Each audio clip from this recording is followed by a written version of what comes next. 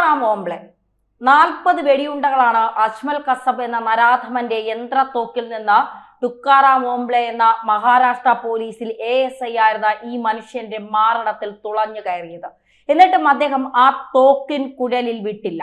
മിനിറ്റിൽ 600 ബുള്ളറ്റുകൾ തീ തുപ്പിക്കൊണ്ടിരുന്ന AK-47 തോക്കിന്റെ ബാരലിൽ നിരായുധനായ തുക്കാറാം ഓംബ്ലെ വെറും കൈകൊണ്ട് പിടിച്ചു നിർത്തിയത് കൊണ്ടാണ് അജ്മൽ കസബ് എന്ന ഭീകരനെ ജീവനോടെ പിടിക്കാൻ കഴിഞ്ഞത്. ഒരുപാട് ജീവനുകൾ നഷ്ടപ്പെടാതിരിക്കാൻ കഴിഞ്ഞത്. 2008 നവംബർ 26 സൗത്ത് മുംബൈയിൽ ചിലർ നിരത്തിലിറങ്ങി തലങ്ങും വിലങ്ങും വെടിവെയ്പ് നടത്തുന്നു എന്ന വാർത്തകൾ വലിയ രീതിയിൽ പോലീസ് സ്റ്റേഷനുകളിൽ വരെ എത്തി. നഗരത്തിൽ എന്താണ് സംഭവിക്കുന്നത് എന്നതിനെ കുറിച്ച് ഉദ്യോഗസ്ഥർക്ക് ആദ്യമൊന്നും വ്യക്തത ഉണ്ടായിരുന്നില്ല. എങ്കിലും എന്തിനും സന്നദ്ധരായിരിക്കണമെന്ന നിർദ്ദേശം അവർക്ക് ലഭിച്ചു. ചെറു സംഘങ്ങളായി പോലീസ് ഉദ്യോഗസ്ഥരെ ഓരോരോ പ്രദേശത്ത് നിയോഗിക്കുകയും ചെയ്തു. നിയോഗിക്കപ്പെട്ട പ്രദേശങ്ങളിലേക്ക് പോകുന്നതിനിടെയാണ് ആയുധധാരികളായ ഭീകരർ ബോംബുകളും ഗ്രനേഡുകളും ഓട്ടോമാറ്റിക് തോക്കുകളുമായി Nariman house, Colaba, Chhatrapati Shivaji Maharaj railway station, Taj Trident ഹോട്ടലുകൾ എന്നിവിടങ്ങളിൽ കൂട്ടക്കൊല നടത്തുന്നുവെന്ന സന്ദേശം വയർലെസ്സിലൂടെ അവർക്ക് ലഭിക്കുന്നത്. വൻ ഭീകരാക്രമണം നേരിടാനാണ് നിയോഗിക്കപ്പെട്ടിരിക്കുന്നത് എന്നതിന്റെ സൂചന പോലീസ് ഉദ്യോഗസ്ഥർക്ക് ലഭിക്കുന്നത് അപ്പോഴാണ്. രാത്രി 12:15 ആ സന്ദേശം DB മാർഗ് പോലീസ് സ്റ്റേഷനിലേക്ക് എത്തി. ഗിർഗാവ് ചൗപ്പടി ഭാഗത്തേക്ക് സംശയകരമായ സാഹചര്യത്തിൽ ഒരു സ്ക്വാഡ് കാർ വരുന്നു. ഒരു നഗരം മുഴുവൻ ഭയത്തിന്റെ മുൾമുനയിൽ നിൽക്കുമ്പോഴാണ് ഇത്. എപ്പോൾ വേണമെങ്കിലും എന്തും സംഭവിക്കാം. എന്തും നേരിടുന്നതിന് തയ്യാറെടുത്ത DB മാർഗ് പോലീസ് സ്റ്റേഷനിൽ നിന്ന് API ഹേമന്ത് ദാവ്ദൻകറുടെ നേതൃത്വത്തിൽ 16 അംഗ സംഘം ഗീർഗാവ് ചൗപ്പട്ടി ഭാഗത്തേക്ക് നീങ്ങുന്നു.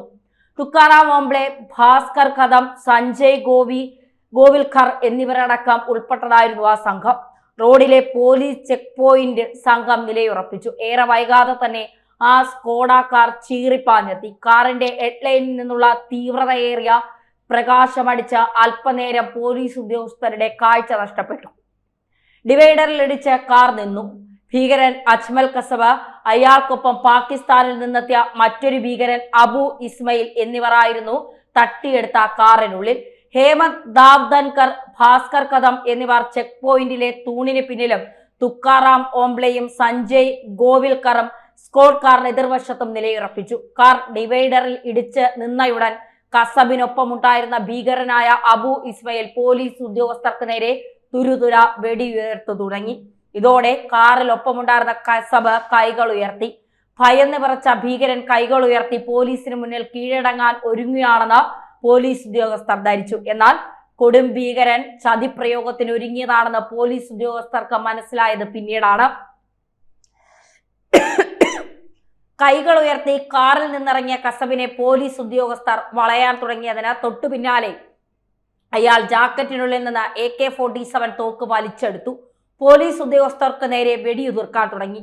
ഒരു നിമിഷം പോലും പാഴാക്കാതെ കസബിന് മേൽ ചാടി വീണു. അയാളെ കീഴ്പ്പെടുത്തിയത് തുക്കാറാം ഓംബ്ലെ ആയിരുന്നു. അദ്ദേഹത്തിന്റെ ശരീരത്തിൽ നിരവധി വെടിയുണ്ടകൾ തുളച്ചു കയറി. എല്ലാവരും ശബ്ദരായി നിന്ന നിമിഷങ്ങൾ. ഭയന്ന് പിന്മാറാൻ ഓംബ്ലെ തയ്യാറായില്ല.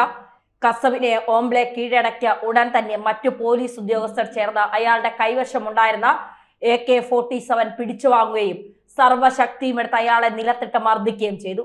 പോലീസ് സംഘത്തിന്റെ ധീരതയും മനസാന്നിധ്യവും കൊണ്ട് മാത്രമാണ് കസബ് എന്ന ഭീകരനെ ജീവനോടെ പിടികൂടാൻ കഴിഞ്ഞത്. എന്നാൽ തുക്കാറാം ഓംബ്ലെ എന്ന ധീരനായ പോലീസ് ഉദ്യോഗസ്ഥന് ആ ദൗത്യ വിജയം കാണുന്നതിന് വേണ്ടി ജീവത്യാഗം ചെയ്യേണ്ടി വന്നു. ആ 16 അംഗ സംഘത്തിൽ അദ്ദേഹം ഇല്ലായിരുന്നുവെങ്കിൽ കസബിനെ ജീവനോടെ പിടികൂടാൻ കഴിയുമായിരുന്നില്ല എന്ന് പോലീസ് ഉദ്യോഗസ്ഥർ തറപ്പിച്ചു പറയുന്നു. തുക്കാറാം ഓംബ്ലെക്ക് പിന്നീട് മരണാനന്തര ബഹുമതിയായി അശോക ചക്രം നൽകി രാജ്യം ആദരിച്ചു. സത്യത്തിൽ ഇതുപോലെയുള്ള പോലീസ് ഉദ്യോഗസ്ഥർ നമ്മുടെ രാജ്യത്തുള്ളപ്പോൾ, അതായത് രാജ്യസേവനമാണ് ഏറ്റവും പ്രധാനമെന്ന് വിചാരിക്കുന്ന നിരവധി പോലീസ് ഉദ്യോഗസ്ഥർ, നിരവധി അന്വേഷണ ഏജൻസികൾ ഒക്കെ നമ്മുടെ രാജ്യത്തുള്ളപ്പോൾ ആരെയാണ് നമ്മൾ ഭയക്കേണ്ടത്? ആരാണ് നമ്മളെ തകർക്കാൻ കഴിയുന്നത്? ഏത് ശത്രുക്കൾക്കാണ് നമ്മളെ തൊടാൻ കഴിയുന്നത്? അന്ന് അജ്മൽ കസബിനെ പിടിക്കപ്പെട്ടിരുന്നില്ലെങ്കിൽ, അന്ന് അജ്മൽ കസബിനെ നമുക്ക് പിടിക്കാൻ കഴിഞ്ഞിരുന്നെങ്കിൽ ഒരുപക്ഷെ എന്തായിരിക്കും സംഭവിക്കാൻ പോകുന്നത്? ഒന്ന് ആലോചിച്ച് നോക്കൂ. ഹിന്ദു തീവ്രവാദികൾ ഇന്ത്യയെ തകർക്കാൻ ശ്രമിച്ചു എന്നുള്ള ഒരു നരേറ്റീവ് സൃഷ്ടിക്കാൻ ശ്രമിച്ചത്. അജ്മൽ കസബിന് 22 വയസ്സ് മാത്രമാണ് പ്രായം. കേരളത്തിൽ 16 വയസ്സ് പ്രായമുള്ള ഒരു കുട്ടിയെ അമ്മയും അമ്മയുടെ ആൺ സുഹൃത്തും ചേർന്ന് ISIS-ൽ ചേരാനായി നിർബന്ധിച്ചു കൊണ്ടിരിക്കുകയാണ്. അവനെ അത്തരത്തിലുള്ള വീഡിയോകൾ കാണിപ്പിക്കുന്നു. അത്തരത്തിൽ അവന്റെ മാനസിക ചിന്തകളെ അതിലേക്ക് വഴിമാറ്റപ്പെട്ടുകൊണ്ടിരിക്കുന്നു. ഇതാണ് നമ്മുടെ നാട്ടിൽ നടക്കുന്നത്. മുളയിലെ നുള്ളിയത് കൊണ്ട് അല്ലെങ്കിൽ കണ്ടെത്തിയത് കൊണ്ട് ഒരുപക്ഷെ അവനെ ചാവേറാകാൻ അന്വേഷണ ഏജൻസികൾ വിട്ടുകൊടുത്തില്ല. ഇല്ലെങ്കിൽ അവൻ ഇന്ത്യയിൽ ജനിച്ചു വളർന്ന ഇന്ത്യയുടെ ആനുകൂല്യങ്ങൾ പറ്റി ഇന്ത്യ എന്ന് പറയുന്ന രാജ്യത്തെ ശത്രു രാജ്യമായി കണ്ട് പാകിസ്ഥാന് വേണ്ടി ഒരുപക്ഷെ അവൻ ചാവേറാകാൻ പോലും തയ്യാറായേനെ. ഇതാണ് പണം കൊടുക്കാമെന്ന് പറഞ്ഞാൽ സ്വന്തം രാജ്യത്തെ പോലും ശത്രു രാജ്യത്തിന് മുന്നിൽ അടിയറവ് വയ്ക്കുന്ന കുറെ ദുഷ്ട ചിന്താഗതിയുള്ള കുറെ വൃത്തികെട്ട മനുഷ്യർ ഇന്ത്യയിലുണ്ട് എന്നുള്ളതാണ് ഇന്ത്യയുടെ ഏറ്റവും വലിയ ശാപം എന്ന് പറയുന്നത്. ചിദംബരം പറഞ്ഞത് എല്ലാവരും കേട്ടതാണ്. ഈ മുംബൈ സ്ഫോടനവുമായി ബന്ധപ്പെട്ട ചിദംബരത്തിന്റെ വാക്കുകൾ എന്തായിരുന്നു? അന്ന് പാകിസ്ഥാനെതിരെ ഒരു ചെറുവിരൽ അനക്കാൻ ഇന്ത്യൻ സേനയെ അന്ന് ഭരിച്ചിരുന്ന കോൺഗ്രസ് സർക്കാർ സമ്മതിച്ചില്ല എന്നാണ് ചിദംബരം പറഞ്ഞത്.